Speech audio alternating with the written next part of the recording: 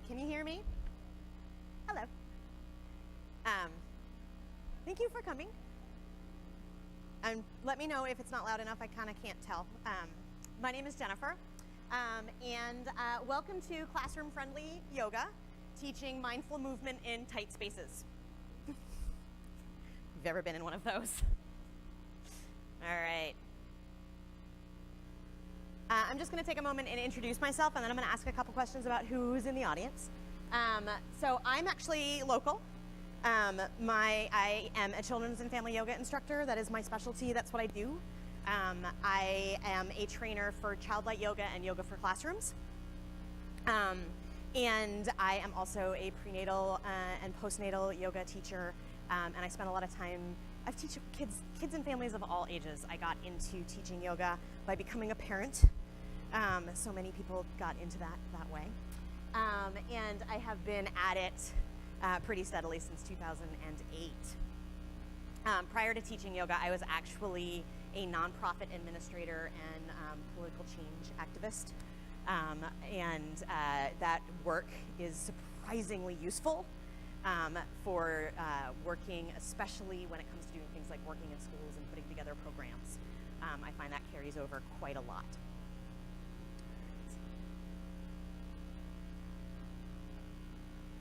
But consequently, I don't do the PowerPoints so often anymore. We are going to do a presentation today drawing a lot of material from Yoga for Classrooms and Child-Light Yoga.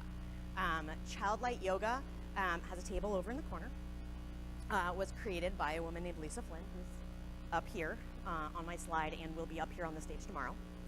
And she similarly was a yogi who had children and found that her children were very spoken to by her yoga practice.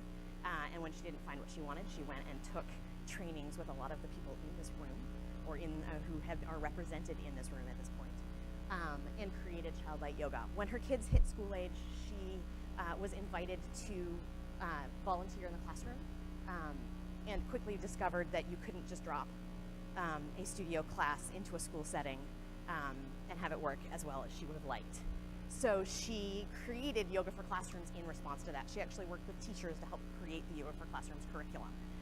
And I found her curriculum, I found Child-Light Yoga through Yoga for Classrooms because I was teaching after school. And the teachers were so enthusiastic about Child-Light Yoga, so enthusiastic about yoga and that their students were getting the benefits of yoga, but kept saying things like, well, wouldn't it be great if every kid got this? Or what if we could do this during the school day? And so when I went looking for something, what I found was Yoga for Classrooms, which I was impressed by how well it was thought out. And almost immediately after taking that training, I agreed to teach at a school where I was teaching several back-to-back classes for four-year-olds and did not have room to put out yoga mats. We had a reading rug, 22 kids, and like no space around the reading rug. It was like there was no place I could even move desks. So that experience and how useful Yoga for Classrooms was for me as an after-school yoga teacher, also teaching that classes, is the inspiration behind this particular workshop. Only I can't right-click very well here. All right. So you might recognize these publications. I'm actually going to be drawing from the Yoga for Classrooms card deck today.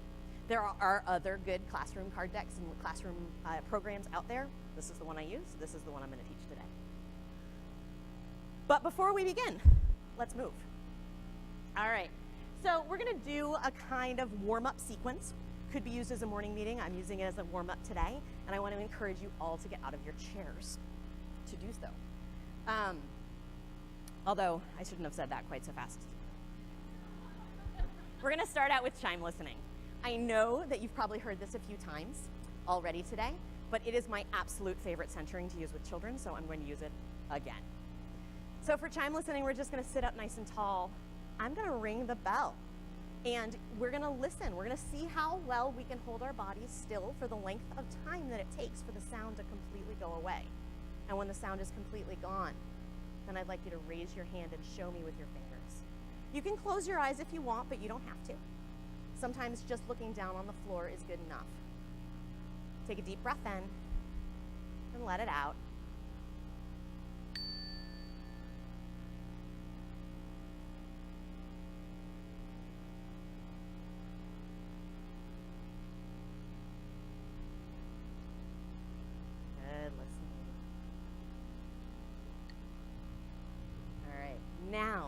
get out of your chair.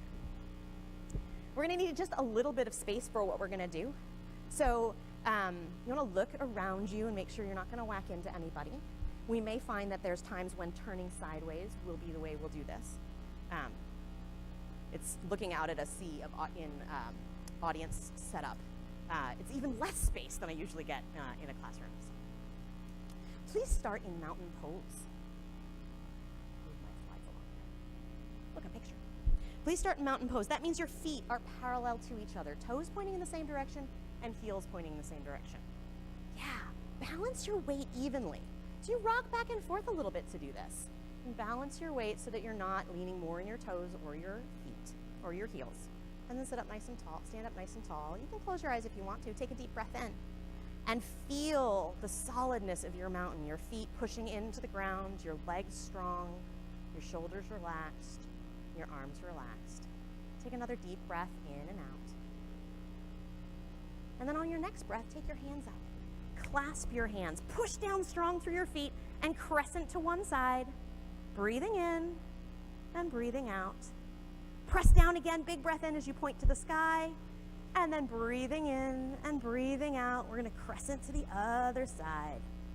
Big breath in, pointing to the sky again. And release your hands down. All right, this is where we're going to need to be careful about not bumping things. Turn sideways. It doesn't matter whether it's right or left. But what does matter is that you have plenty of room in front of you and behind you. Okay?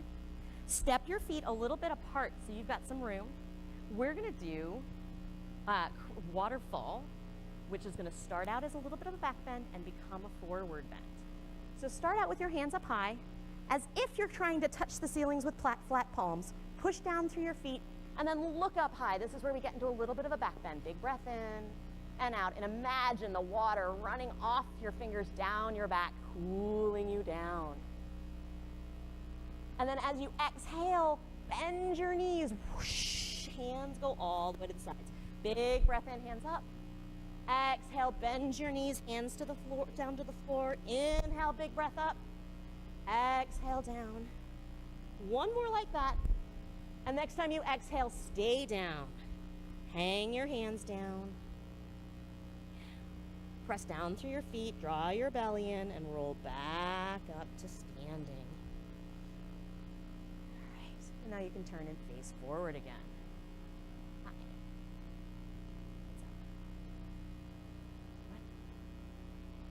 Oh, sure. I don't think it's on the speaker. We're having a technical issue here. Oh, we're not. Okay. I need to go back. All right, so find your belly. We're just going to do a little balloon breathing. Press down through your feet. Big breath in. And out. So your belly gets bigger as you breathe in. And as smaller as you breathe out. And I'm going to turn the slide one more time. I don't actually use slides that often when I teach this class, or teach kids.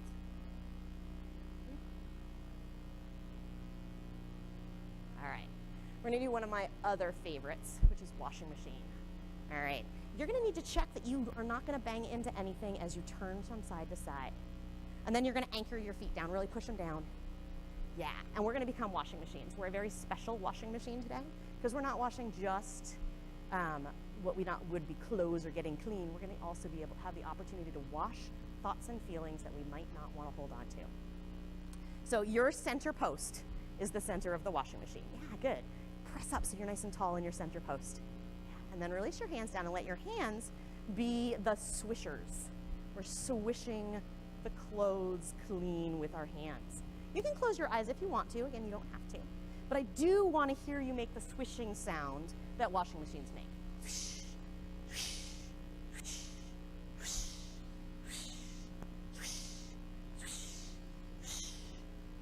And here's where our yoga washing machine is so good about helping us wash away things we don't want. So our thoughts and our feelings or our emotions are important, but we don't always want to hold on to them. So imagine one you don't want to hang on to right now. I was actually listening to the last presentation, and the word anxiety came up a lot. Also fear and anger. If you've been having one of those today and you don't want to hold on to it, imagine it. getting washed from the crown of your head, down your arms, out your fingers, and into the ground, where the earth will pick it up and recycle it into something clean and new. Take 3 more swishes.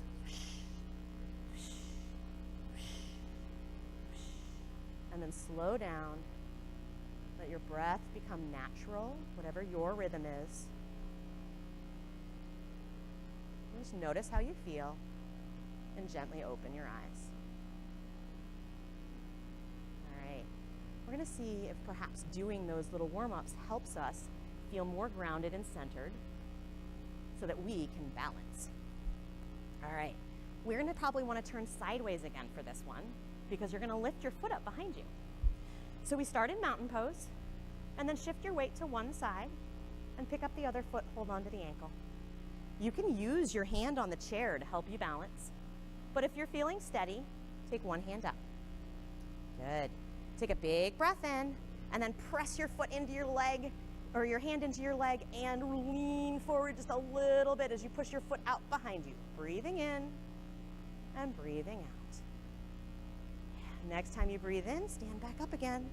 Release your foot, bring your hand down. We'll switch sides. You don't have to turn around. Just shift your weight to the other foot. Hold on. If you're feeling steady, your opposite hand goes up. Big breath in, lift up, press your foot into your hand, lean forward a little bit, breathing in and breathing out. And then inhale, reach up to the sky. Release your hand and your foot down. Nice. You guys did look really steady. I was looking at a little corner of my eye there. All right. The last thing we're going to do is something called special place. We're going to do an imagination vacation. I'm going to invite you to sit back down in your chair. Now, if you were in a classroom, you'd probably have a desk to lean on. If you are here at the conference, you don't. You can feel free to use the chair in front of you if that wouldn't disrupt the person in front of you. You could also choose to just lower your hands to your knees and let your head hang and relax. If we were in a classroom, I would have you put your arms on your desk. So imagination vacations are guided visualizations. Oops. See if I can get my music to start. And I will know you are ready to listen to the story, because your voices will be off and your bodies will be still. And I think I need to turn the volume back up on.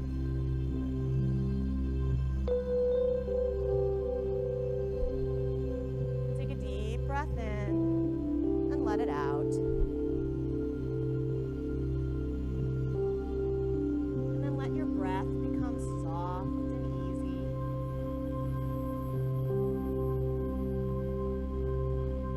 Find our way to a special place. It's a place of your very own. Imagine that you are in a beautiful field.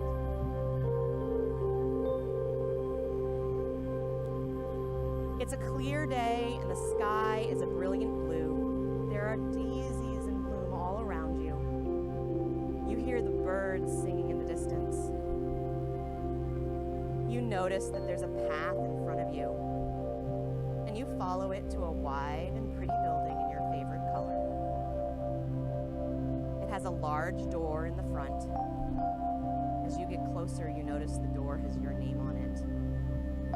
Open the door and step inside. Notice where you are.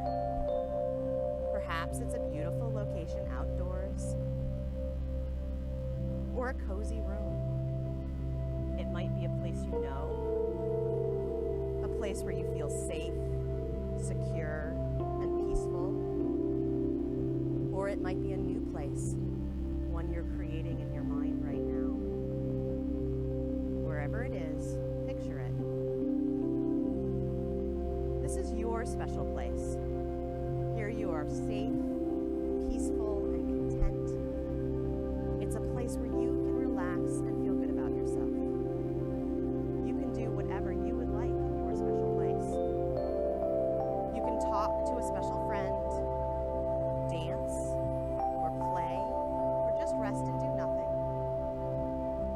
You can choose to have some alone time, letting your imagination guide the way to what would help you feel relaxed. Perhaps you'd like to lie down and read a book, or play a quiet game, or maybe you'd prefer not to be alone.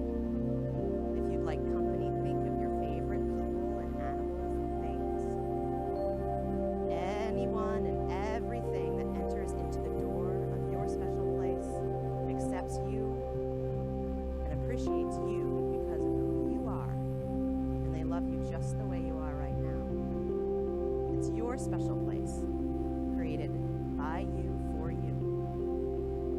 Remember who you are, important, unique, and special. Take some time now to enjoy your special place.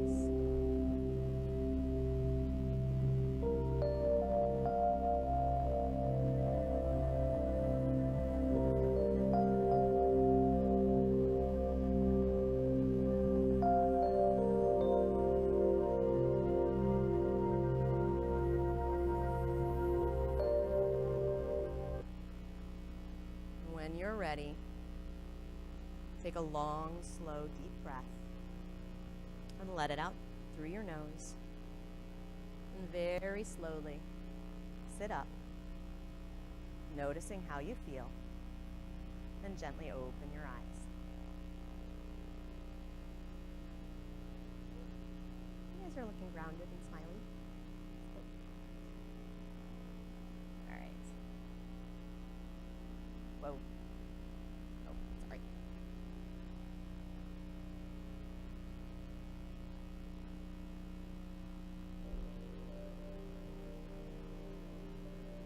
Just realizing I have a remote. All right, that'll make things easier.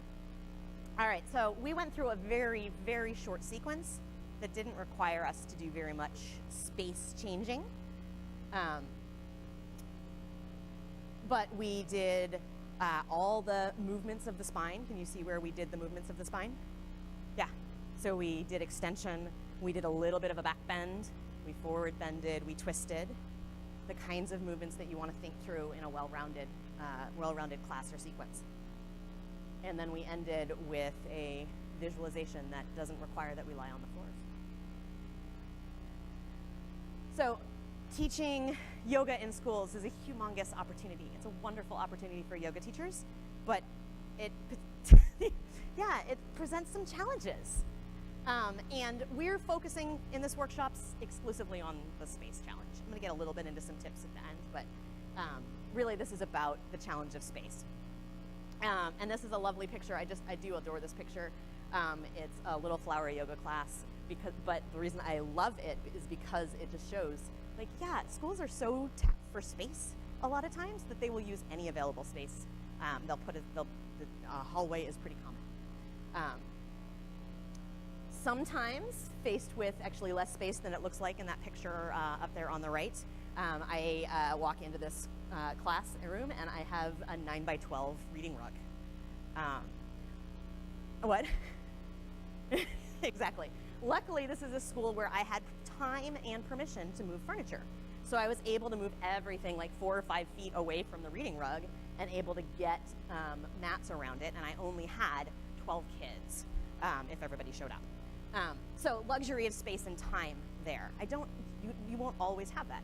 The example I gave of like right after I did the Yoga for Classroom training and then taking a 4-year-old, a series of 4-year-olds. I taught several classes in a row. The idea the school had was that we were going to use a hallway. And then we tried it on the first day, and it was 22 kids in the hallway, so that made them a lot longer than that. So some of those kids were really far away from me.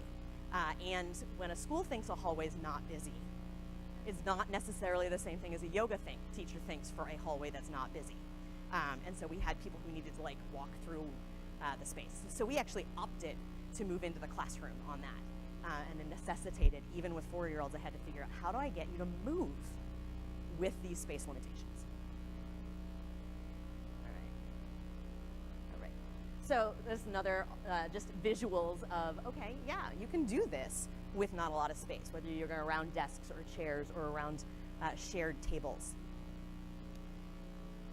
I'm going to include this slide because while we all know this as yoga teachers and yoga practitioners, it bears repeating that yoga is not exclusively the poses. A good school-based yoga program is going to include poses, certainly, but it's also going to include breathing exercise. It's going to include mindfulness. It's going to include relaxation techniques. And it's going to include social emotional learning and values and philosophies of yoga. But that's in psychology and character development. That portion of it we do spend time teaching. The reason I want to include this slide is because saying this again, repeatedly, especially in schools, is important. Because teachers sometimes think, oh, well, if you're not doing the poses, are you doing the yoga? Yeah, we absolutely are doing the yoga.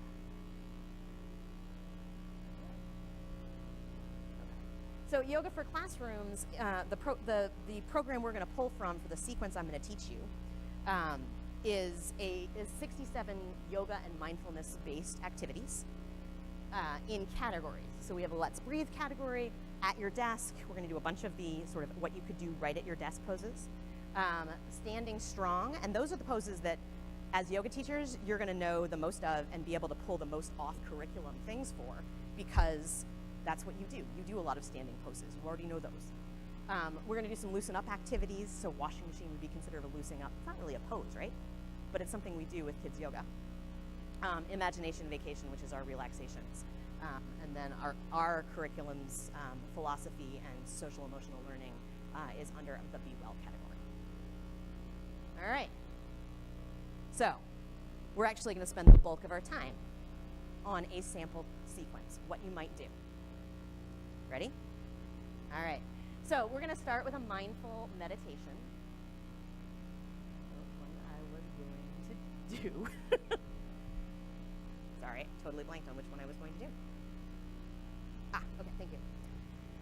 Conveniently, it's listed on the back. I just had to scan it to remind myself which mindful meditation I was going to do. So we're going to start by sitting in seated mountain pose. Bring your feet flat on the floor. Sit up nice and tall. And settle. Feel the floor underneath of you. Feel the seat underneath of you. And check that your shoulders are right over your hips and that your feet are able to be flat, your lap is able to be flat. So you may need to scoot forward in your seat to make your lap flat. Okay. We're going to do something called follow the sound. I want you to close your eyes for this one, or look to your lap if you're not comfortable closing your eyes. And then listen to the sounds around you. Listen to what the farthest away sound you can hear is. You might hear something in the hallway or some movement from over in the marketplace. Just listen for what you can hear. And then see if you can let go of the idea of putting a name to it. Just let it be a sound.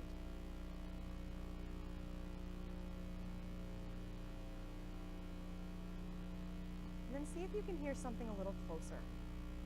Bring your circle of awareness a little closer to yourself. Listen for sounds of the breath of your neighbors, or if there's any fidgeting. And then bring your awareness even closer to yourself.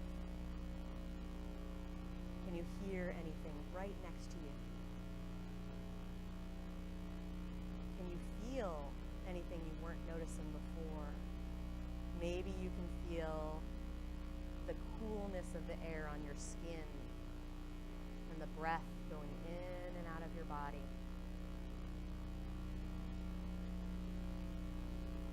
Maybe you can feel your heartbeat or hear your heartbeat.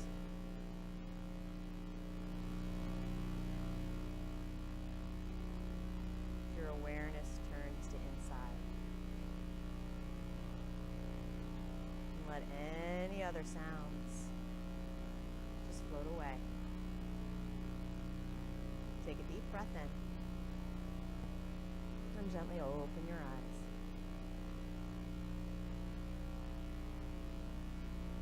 We're already in a nice seated mountain pose. So this will be the base for all of the seated poses that we would do at your desk. We're going to start out with our next movement is going to be cat pose. So you want to take both hands and interlace your fingers. and then reach way forward. Stretch your back. You can feel the stretch maybe on your shoulder blades in your hands. Yeah, you can do a little paw press, pushing one hand forward and then the other. Take a big breath in and reach up high, and then blow it out and curl, reaching forward again. Big breath in, reach up high, and curl, breathing out. One more time, reach up. And this time, release your hands and hold on to your chair. Lean your chest forward as you pull on your chair. Depending on how tall you are, you might want to hold on to the back of your chair or the bottom, whatever feels comfortable. And then reach up with your heart as you lean forward and take a little front of the chest stretch. Breathing in and breathing out. And then relax back into your seated mountain. We're going to do a little twist. I want you to take one hand, reach around, and hold on to your chair. And then you're going to take your other hand and cross over to your lap to the outside of your knee. Now look to your back hand, looking behind you. Breathing in and breathing out. One more breath, and then unwind. Other hand reaches for your chair. Cross your lap with your hand, and look behind you. Breathing in and breathing out. Next time you breathe in, turn back to the front. All right, now I'm going to challenge you. This may be difficult from a space perspective in aisles.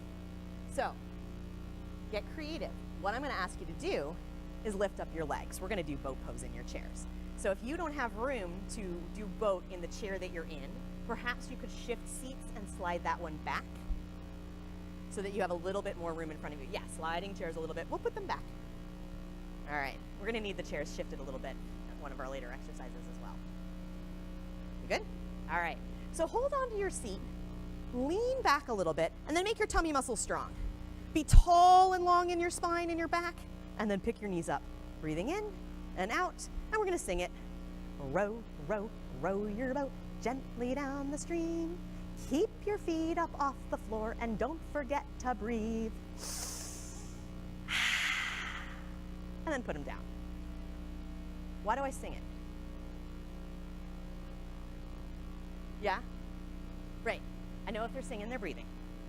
It also tells them how long they're going to be there. With effort poses with kids, that's an extremely useful technique, is giving them some sense of how long it's going to be. I know you've been in a yoga class for yourself where you're like, oh my gosh, how long is the teacher going to hold me here? Right.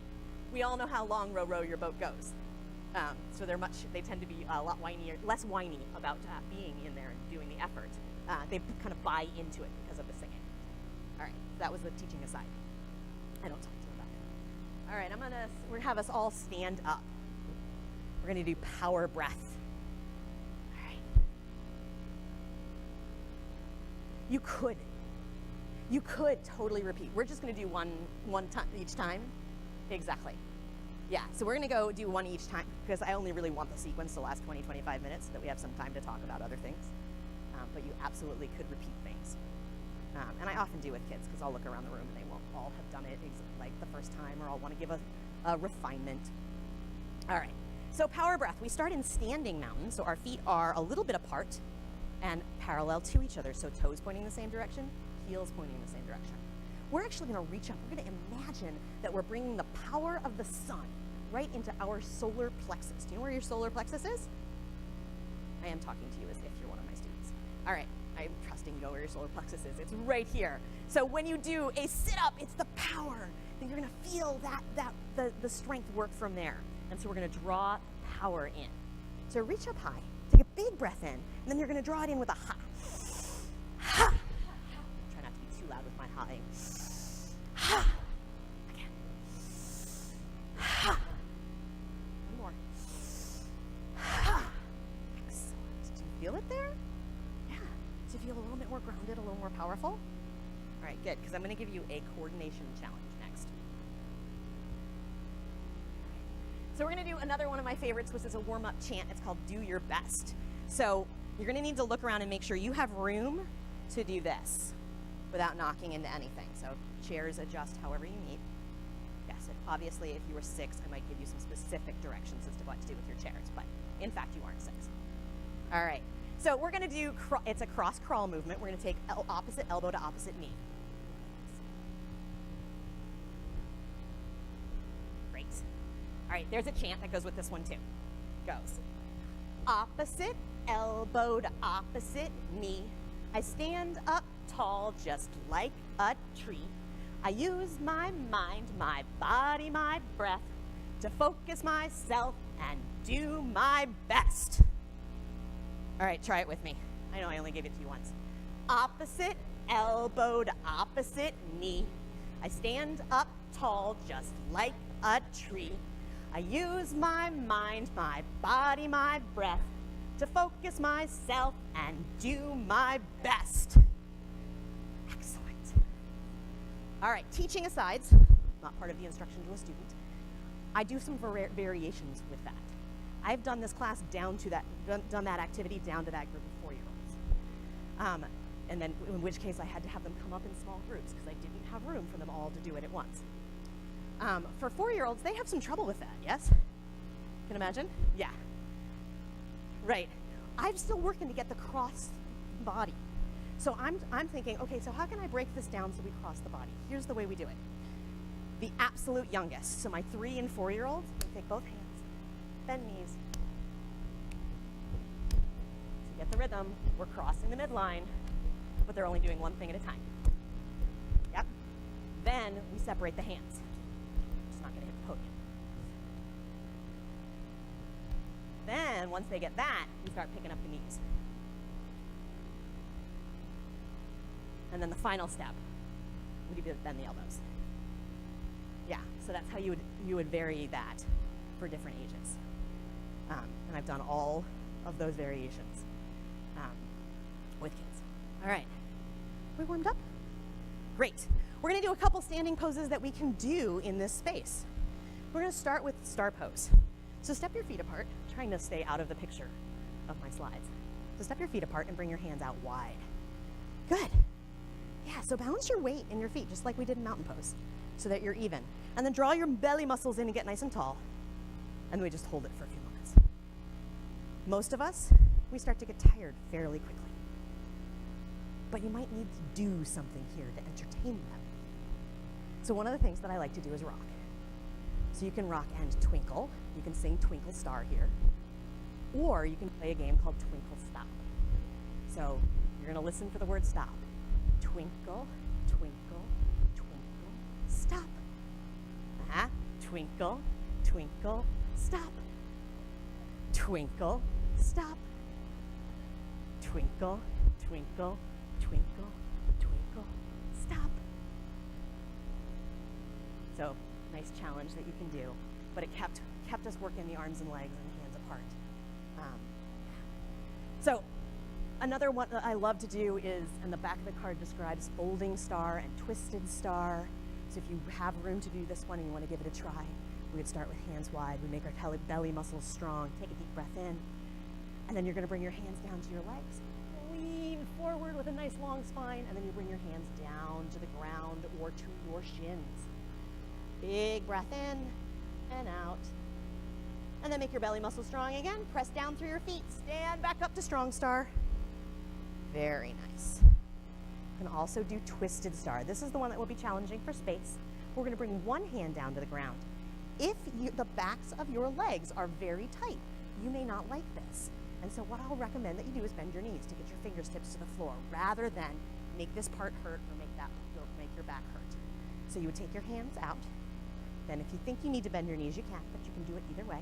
And bring one hand down to the floor and pull the other hand up. Good.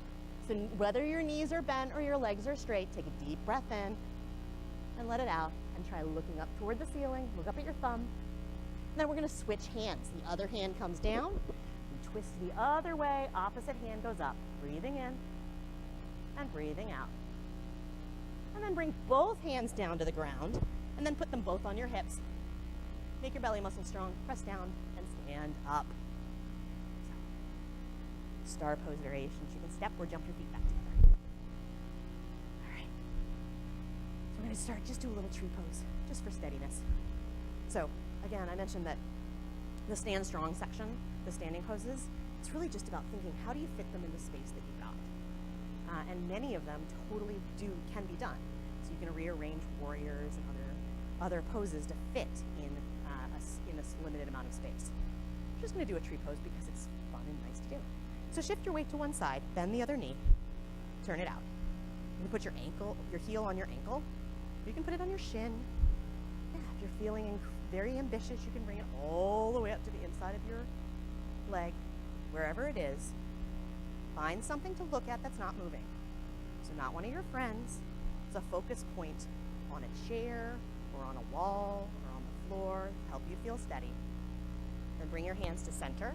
Take a big breath in. Arms up. And you can open your arm if that feels comfortable.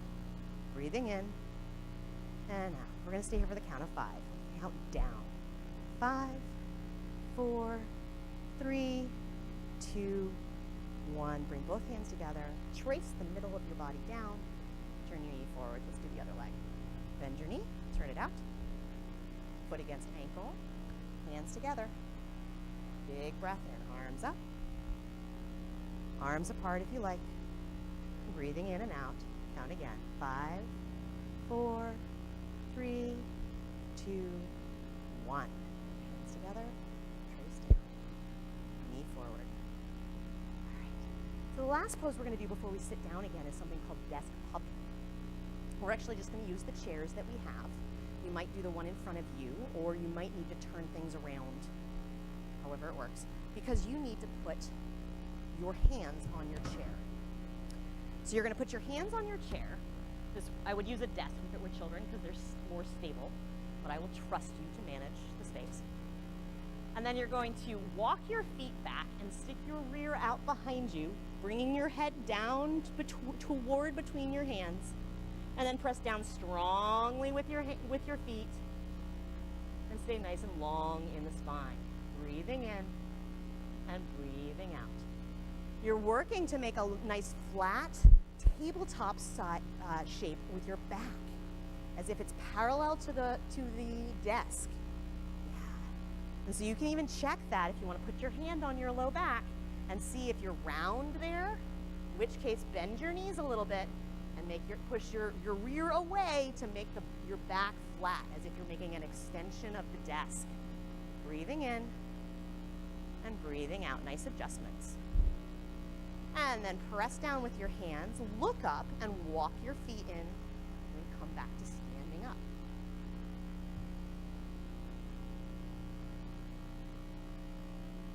All right. So you could get, who knows what our final end time is at this point? What? 4:51. Okay. All right. So I am going to have you do the partner pose variation here. So partner poses are fun even in a classroom setting. I would like you just to find somebody near you who would like to also participate and be your partner. And you're going to face them and introduce yourself. Great. And then you do want to turn sideways. You're going to need to be in the same aisle and turn sideways because you're going to do puppy facing each other. Okay, so you're in the same aisle and you've got room behind you. Yes? Okay. Now, bring your hands to your partner's shoulders. Yeah. Nice. All right. Now, walk your feet away from each other and bring your upper bodies down into a nice table. So you're both sides of the desk now in desk puppy friends. All right. Very nice. Once you're in a nice puppy friends position, you can give your friend a little love by massaging their shoulders. Yeah. Take a nice deep breath here with your friend. And then look up and walk your feet in. And thank your friend. All right. Please come back to sitting in your own chair. Back in seated mountain. We're going to do a hip opener. It is possible to do hip openers in chairs. So we're going to do seated pigeon. So starting in seated mountain, we're going to bring one ankle to the opposite knee. Yeah. Now you want your foot to be as if you're standing on it here. If you bend your ankle, you end up stress on your knee and you don't get as much of a hip stretch. So you want your foot to be as if you're standing on it. So this would be bent, that would be as if you're standing on it. And then sit up nice and tall. Yeah. Use your leg muscles a little bit. Don't let them go completely to sleep. And then just like a pigeon puffs out his chest, I want you to lead with your chest and your spine nice and long as you lean forward. And you go just as far forward as the stretch is right for you. Breathing in and out. Yeah, it might be a lot of leaning forward for you, or it might be just a little bit. Yeah. So you might go some of your students may chest right to legs. Others, this will already be intense, especially if you're in a 5th grade class with boys. You're going to have knees way up here. Okay? So the shape is going to be different depending on the student. Right. And then sit back up. Nice. We're going to switch feet. So the other foot comes up. Make sure that foot is as if you're standing on it. And then wake your leg muscles up. Take a big breath in and lean forward. Breathing in.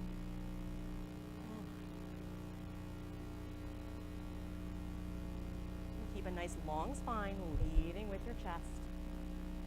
And then press down through your feet. Big breath in as we sit up. And then you're going to put your foot down. Now, the next pose we're going to do is rock the baby, but we're going to start in seated pigeon.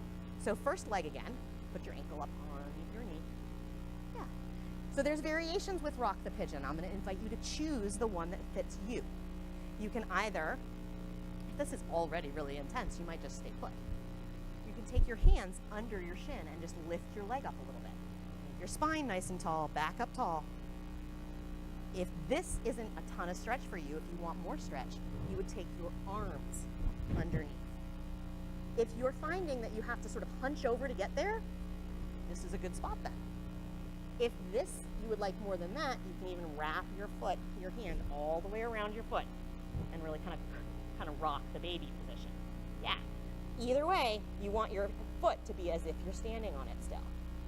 Yeah, if you have to bend your foot, step back and stay here. Good. And now we rock.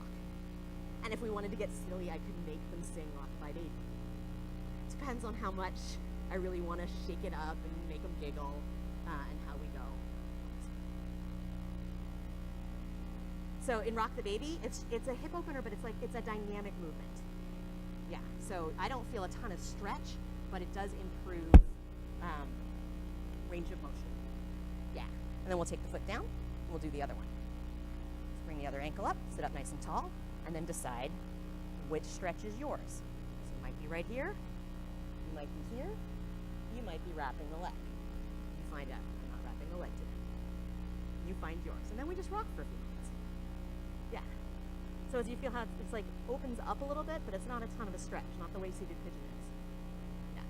But it's also very grounding, and doing this kind of repetitive movement is very grounding. And then place your foot back down, or release it to the floor, and we're going to do a shoulder stretch before we move into relaxing. So I'm going to invite you to do monkey arms. Invite you to do monkey arms. So for monkey arms, you're going to take one hand up high and pat yourself on the back. The other hand, take it out to the side, point the thumb down. That part's important. Then you're going to swing your arm around behind and see if you can hold on to your opposite fingers. Yeah? If you can't reach your opposite fingers, then you hold onto your shirt, or you hold onto your ponytail, or whatever feels right for you to be able to pull with both arms. And then breathing in and breathing out. One more breath here. And then you can let go of your fingers and gently unwind your arms. Bring them back to your side. Other hand up. So you pat yourself on the back with the other hand. And then thumb down. Swing it around behind. Whoops, blocking my mic. And then you might feel, oh, this side's different. Anybody lead with their, so this is for a lot of people, this will be the hard side. It's better for you? So for a lot of people, this is the hard side because we first lead with our dominant hand. And now our dominant hand is behind us. And that's the tighter side. Yeah. So often the second side is harder. Yeah. All right, unwind your hands gently. I'm gonna close our little workout, our little sequence today with seated ragdoll. So check that there's nothing you're gonna bump into, and then you're gonna come down to chest or belly on thighs. Yeah. You can let your head just hang here. Take a deep breath here. You probably feel your belly pushing against your legs. You can open your legs as wide as feels right for you, but you might enjoy the sensation of the pressure of your belly pushing. A little bit of deep pressure there. And we can actually add to that if you take your hands and wrap them behind your knees and see if you can hold on to the opposite elbows. Give yourself a nice squeeze. A few breaths here in this compressed position, breathing in and out.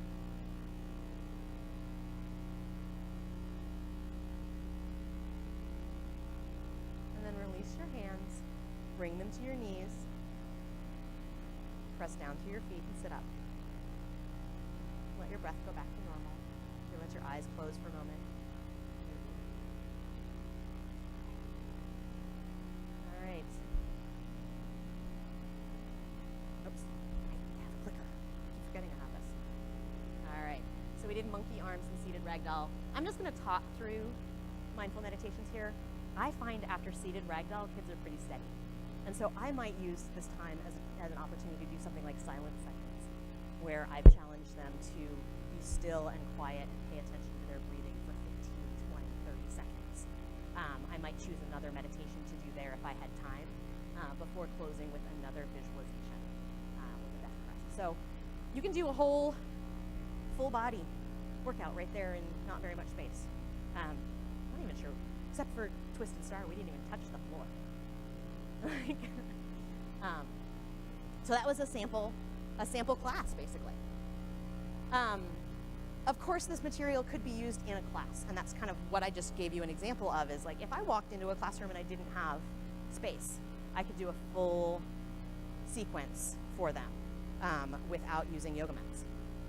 But you could also do it in little tiny chunks, and I'm going to talk you through, I've been given the 10-minute warning, by the way, talk you through a few possible sequences that you might do in tiny chunks. So I could do working with anxiety, washing machine, which is moving visualization, followed by power breath and do my best. And then I might do something like posture prep, which is shoulders and arms. And then do a visualization based on positive thinking, which is the picture a tree visualization. I'm moving out of saw people trying to look around me. If I wanted to deal with high energy, I might do something like countdown to calm. Share, which anytime that I've got kids who seem energetic or scattered, I'm always looking for ways I can get them to use their core and their quads. Those are the two body parts. Like, how can I make you use your core and your quads? So do your best, an example of both. But share is another good example. I might have them go to tree to find steadiness, and then do something like light bulb brain, which is about how we get all jazzed up and how do we bring ourselves back down and let our minds rest. Another example might be if I want to do something on empowerment and positive thinking, I might start with something like ocean breath, which is a very calming and centering breath. I might do a warrior series with positive affirmations. We would speak them as we did the sequence, followed by something like a gratitude relaxation. So those are just some examples. I know a few of you are scribbling madly. I'm actually going to email you the sequences. Okay? So just a few tips now. I'm going to close with just a few tips on other things about school and working in schools. So we keep it secular. You notice I didn't use any Sanskrit terms. I used English words to describe things. Trying to be as accessible, and I'm trying to be secular in a school setting. Do you use namaste? Do you use om? You need to know what school you're working in and what's appropriate in that community. And you need to talk to the school staff and know these. They need to know what you're doing and what the students are hearing. So an example of it, would we use Virabhadrasana or warrior pose? So here's a little quick. Of the things that you're seeing here, what would you consider to be appropriate? Just the lights were off. It's not quite as bright as it would be. I don't know. Where are her hands? Where are her hands on number 2? Yeah, you can't quite see it because of the light, but she's doing the very classic adult yoga adjustment where you hold onto their hips and pull them back. So you wouldn't think we have to talk about dress appropriately, but we so do. I find yoga clothing is typically not appropriate in school. What I am wearing now is very commonly what I wear. I don't personally wear yoga pants, period, in schools. I'm a big fan of the linen capris. I find them very useful because they aren't constricting. But I have had to have conversations with people working for me about pants that look a lot like that. And my daughter was watching me, she's 9, put together a slideshow, and she's like, why is she wearing pants that show her bottom? No, she didn't use that word. Touching appropriately. So we just need to be super careful about how we touch in school. And we also need to know what the rules are in the schools where we're working. And then consider skipping the mudras, even the finger ones, although kids will show you those, they know what they look like as soon as they see yoga. You might consider that. Again, knowing your audience.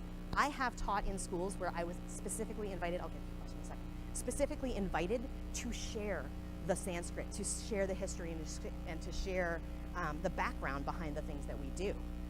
But that's not going to be appropriate in every school. Do you have a question?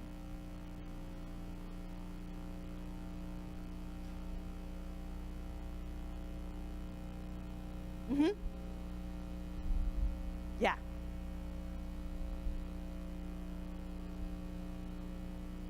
Absolutely. Right.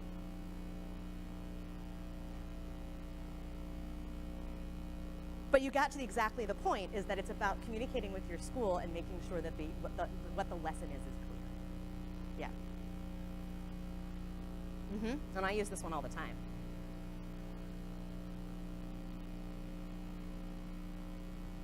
Yep. All right. So resources for you. We didn't talk at all about like the logistics and the how do you get a class to go in the first place, and what are the other considerations. Best practices in schools. There's a great book that was put out at this conference last year by the Yoga Service Council, and a ton of really bright people and leaders in the field have contributed to that. So that's yoga, best practices for yoga in schools, and that's a book. And I don't know if you can get the ebook version. It's definitely a book. It's a physical book here. Yogaforclassrooms.com is our website, and we do have a blog where we keep a lot of material, and we provide a lot of research information. We have a research repository which you can download from there, which is just like the science behind this. You may need to sell this to an administrator. Our card deck, of course, is a resource, as is the training that we do, childlike yoga in schools, which is much more. We spend a little bit of time on this like classroom yoga, but it's a day and a half of how do you do this in a school setting. If you have a question about which one is appropriate, Yoga for Classrooms, our day-long training is for teachers. If it's called the Yoga for Classrooms Professional Development Workshop, it's for you if you are a school professional and you're working in a school. If you're a yoga teacher bringing yoga in from as an outside to the community, then you would be wanting the yoga, childlike yoga in students training. So here's how you get the handout. So get out your phone, text message 4422 with the message classroom NKYC. You will get a confirmation email. My little embarrassment on the confirmation email is that it will tell you that we invite you to get a 20% discount off the card deck, but we underestimated how many people would buy the card deck before this workshop. So we will also be replying to you with a handout which will include all the sequences I just went over and the text of slides. Because I want you guys to have this, to be able to review it. So then just reply with your email address. And while you're typing, if anyone has questions, now would be a good time to ask them. There is for however many card decks there is. Just that we may very well sell out in the next 20 minutes. So that was my embarrassing. You're going to get an email about a 20% discount, which you can do, but you got to be fast. Sorry. And we can't edit that. We couldn't edit the email once we figured out that we got here and like, oh shoot, we messed that up. But you can get the card decks on Amazon.com, and they'll even ship them to you. So were there any questions that you wanted to ask before we wrap it up? All right. I will be, oh, yeah. I would have to look it up. I'm not very good at remembering, but why don't I include that in the email response? I'll make sure I send that out to you guys, because I don't want to tell you the wrong thing.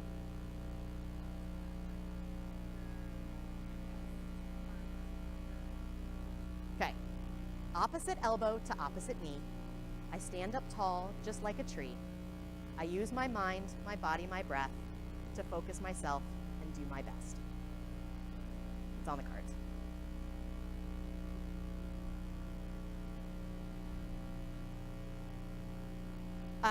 I see lots of boys. Yeah. Challenge them. Yeah. Especially when you're in, yeah. I do see lots of boys, but I don't have a.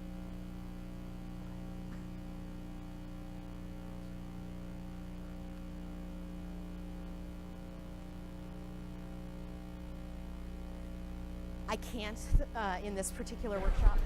We were focused really specifically on space and our staff person is getting a little anxious because she wants to let the next workshop go. But that's the whole, our Ryan, whole can you come up to Great Room C, schools training is about that. If you have specific questions or just want to bounce things off me, I'll be over at the table. So please come chat with me. We're happy to chat. Thank you so much for playing along. Mike, this was useful.